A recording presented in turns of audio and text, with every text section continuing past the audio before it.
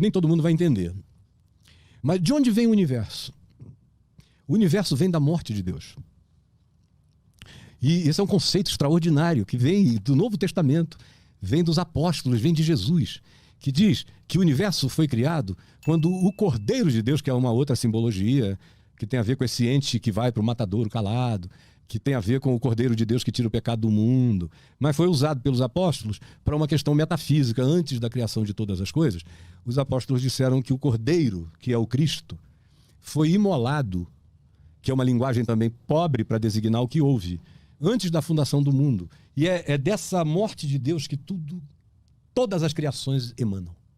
Então, olha só, o apóstolo Paulo diz uma coisa maravilhosa. Ele, que quando os astrônomos e os físicos e os filósofos e os teólogos entenderem, vai dar um nó na cabeça deles. Paulo diz que Cristo, subsistindo em forma de Deus, não julgou como usurpação ser igual a Deus. Quer dizer, ele é o anti-Lúcifer. O Lúcifer quis ser mais do que Deus. Ele era Deus, mas não o julgou como usurpação ser igual a Deus. Essa é a humildade mais primeva. É aquele ser que serve a Deus se entregando e se esvaziando de Deus. E é nesse esvaziamento de Deus que explode toda a criação cósmica, multicósmica, universal. Antes de haver mundo, tudo isso brota daí. Então o Jesus da história é só uma manifestação física, histórica, visual, perceptível e ilustrativa e metafórica e simbólica de algo que já aconteceu antes de haver criação.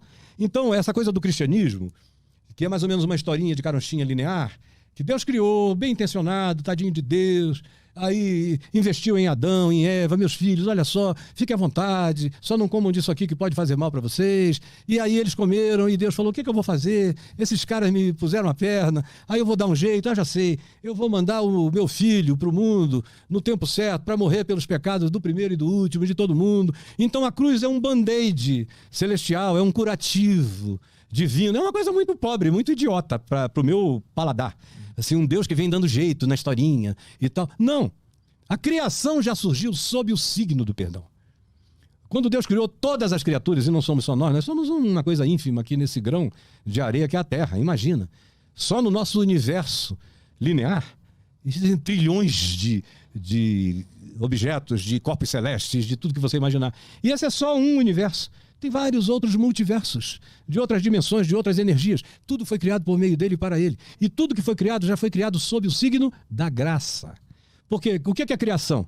É graça, é favor imerecido. Não havia nada e alguém diz, vem, existe.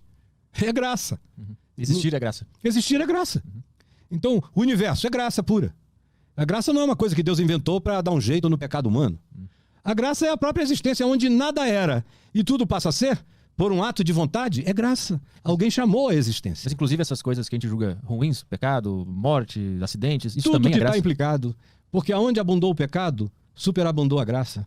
Até nesse sentido, olha só, se a minha mente é como a minha mente é por causa do miserável, desgraçado, pecador, cretino, sacana, embucetado que eu fui durante toda a minha vida. Aquela porcaria foi adubo, foi fertilizante, para me abrir a consciência sem limites, cada vez mais. O cara que nunca experimentou a diversidade da vida, ou a angústia de morrer, como foi o teu caso, a angústia de morrer é uma das experiências mais radicais do ser humano.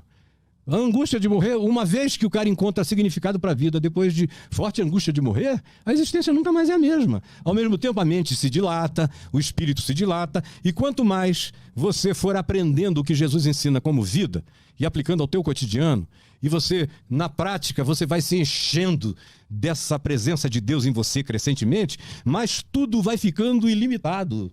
Vai virando não inteligência limitada, inteligência ilimitada, vai crescendo, crescendo. Você chega ao ponto de não conseguir explicar o que você entendeu. Exato.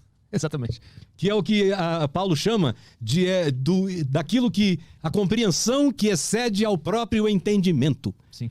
Aí tem coisas que as pessoas me perguntam, mas como é que você sabe disso? Eu digo, eu sei. Agora, não tenho códigos, não tenho palavras, não tenho paradigmas, não tenho ilustrações para te dizer o que eu sei, mas eu sei. E eu morro te dizendo que eu sei. E eu não tenho dúvida do que eu sei. Eu tenho muitas ignorâncias sobre a existência, mas eu não tenho dúvida nenhuma sobre o que eu sei. Nenhuma dúvida. O que eu sei, eu sei. Ontem mesmo a gente estava conversando com um amigo nosso que ele era ateu até acho que um mês. E eu tentava explicar para ele essa coisa da minha história, da sensação, que é só uma sensação de que algo existe e não sei, não tem nem como explicar agora, é impossível explicar. Eu tentava explicar para ele, mas ele não entendia muito bem. E aí ontem ele nos relatou que ele teve contato com esse negócio aí há um mês e tudo mudou na vida dele. Ele tava lá bêbado tentando nos explicar o que tinha acontecido. Assim. Olha, talvez de pó ele consiga explicar um pouco melhor. Fez mais sentido ele bêbado tentando nos Meu explicar. pai, 10 anos antes dele morrer, meu pai era um homem do espírito. Profundamente do espírito. Ele foi o monge urbano que eu mais respeitei na vida. Culto pra caramba, bom de matemática, de física, de tudo, de história, de biologia. Fazia cálculos estruturais, arquiteto, teólogo, pensador. Papai era um Da Vinci, que eu não tinha pretensões de ser conhecido. Um cara maravilhoso. Chocava todo mundo. Papai era um absurdo. Eu sou um fragmento do meu pai. Então, o papai, há 10 anos antes de morrer, ele morreu há 14 anos. 10 anos antes, ele estava na floresta, ele era um homem selvático, ele gostava de ir para a floresta, ficar em silêncio, quieto, lendo o Novo Testamento, orando, conversando com os caboclos, ensinando coisas, construía pra caramba, fazia qualquer coisa que você quisesse, o velho fazia. E aí, um dia minha mãe me ligou e falou, olha, aconteceu uma coisa com teu pai que ele não consegue dizer o que foi. Ele tenta falar, ele só chora. Aí eu peguei um avião, fui a Manaus, peguei o papai, fomos para o nosso sítio lá, às margens do Rio Urubu, e ficamos lá e eu falei para ele, paizinho, o que aconteceu? Me fala. Ele falou, filho, eu não consigo. E começou a chorar em silêncio, aquelas lágrimas. Eu falei, pai, não dá para dizer uma palavra? Ele falou, não.